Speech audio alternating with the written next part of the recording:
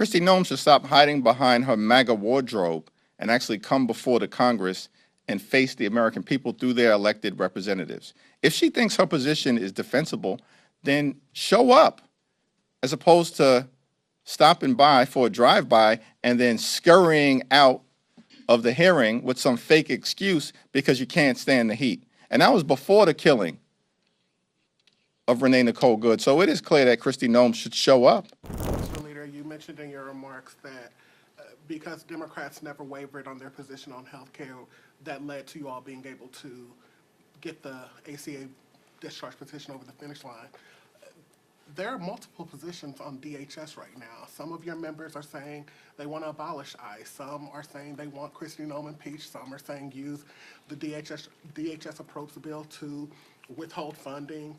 Some are saying that Republicans need to use their oversight authority and hold Kristi, Noem accountable in front of the American people, have her come before Homeland Security and Judiciary to testify.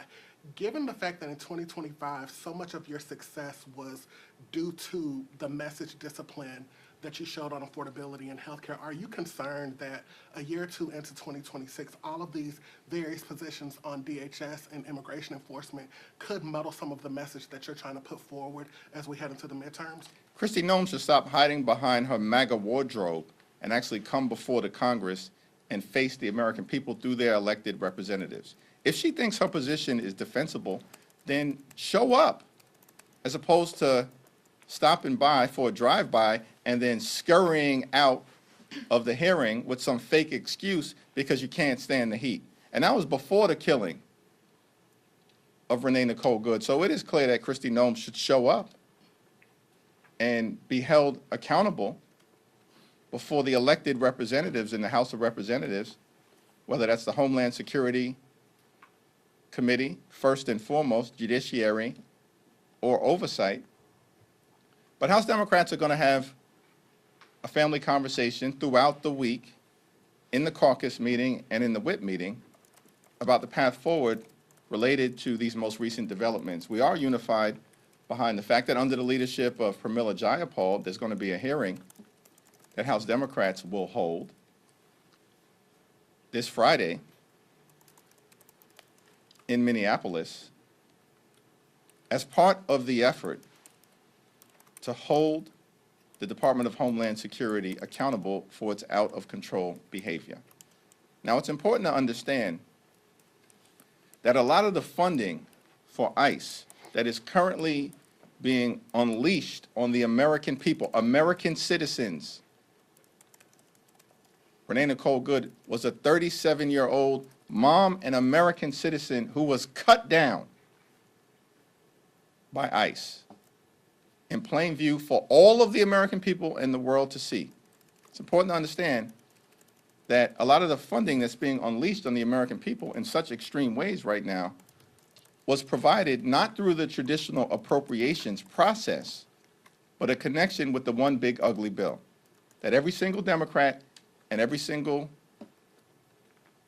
House, Senate Democrat opposed, every single one of us. And that Donald Trump and Republicans jammed down the throats of the American people.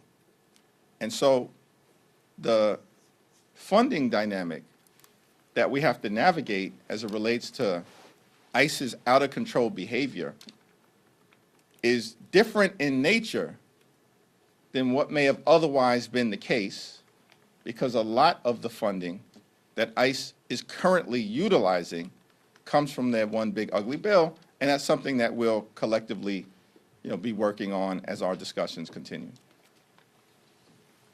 Yep. Thank you. I wanted to ask you about the stock ban legislation that Republicans have introduced today or will introduce today. I saw the Magaziner statement saying that it doesn't go far enough, that Democrats feel it falls short, but I was curious, when it comes to the floor, as is expected in maybe a few weeks, do you expect that Democrats uniformly will vote against this bill? Well, we haven't had a caucus meeting to discuss this issue. We look forward to hearing from Seth Magaziner, of course, Joe Morelli, Pramila Jayapal, Representative Ocasio-Cortez.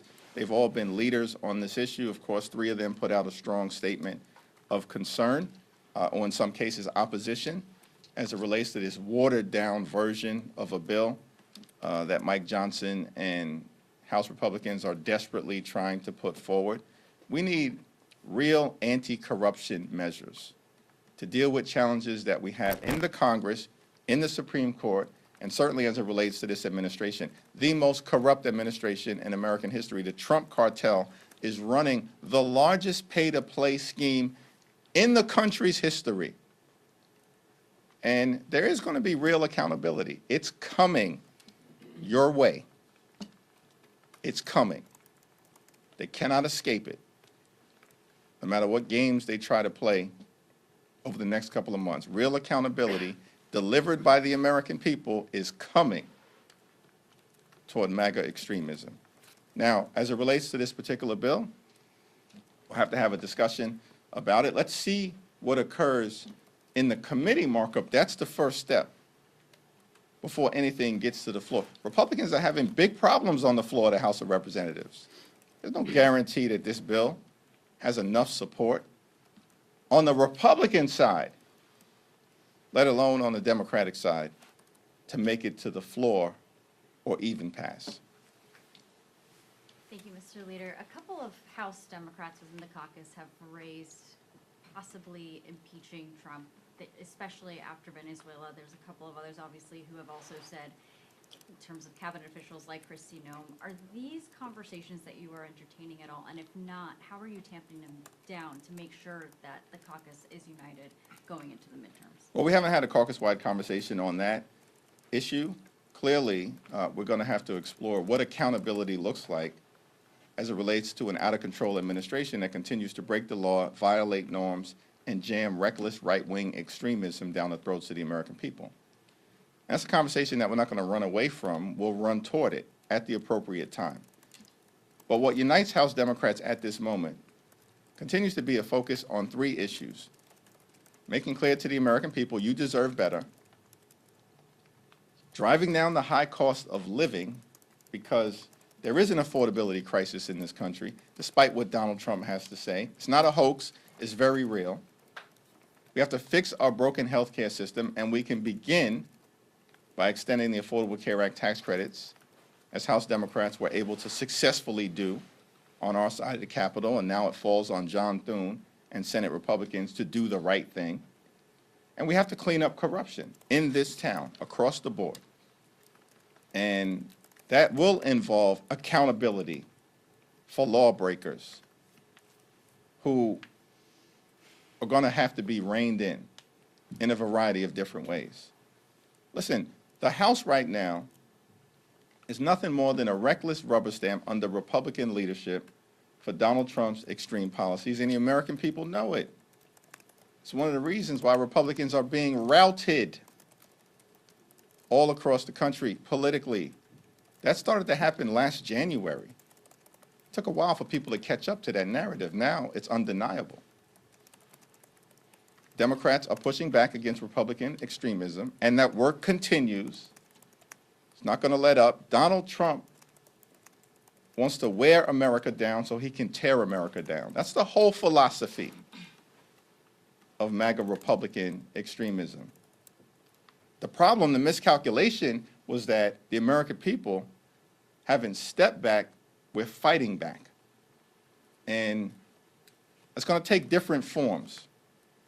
But House Democrats, as we just saw on the floor last week, as we saw with the Epstein petition, as we saw in support of the effort to repeal Donald Trump's executive order that stripped away collective bargaining rights for more than 1 million hardworking federal employees, Democrats remain united, and we're getting stuff done for the American people.